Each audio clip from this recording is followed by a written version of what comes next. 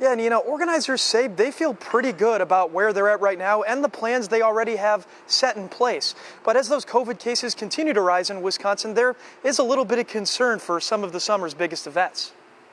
It was gut-wrenching to not be able to do it last time and last year. And this year, Dave Willems and Mile of Music may have one more hurdle to cross. A different form of COVID-19 is driving another uptick in cases. We're concerned about watching the variants as we hear more and more about them. Mile of Music uses 40 different indoor and outdoor venues. With around 100,000 expected to attend, organizers are confident the right mitigation is in place. Individuals who are really concerned about it, this probably isn't going to be the year for them to come to the Mile. Despite those concerns, major actions are still a ways away. Willems says it would take a drastic outbreak to impact Appleton's music festival next month. How do we either modify and continue to have the event, or do we have to move to another time? That would be in the event of something that right now is unforeseen. Just 10 minutes away in combined locks, Paperfest is set to take place this weekend as a fully outdoor event. It's hard to say that you're 100% confident, but I'm not a person that lives in fear. Still, organizer Matt Boots says the shows will go on Thursday at 4 spread out stages.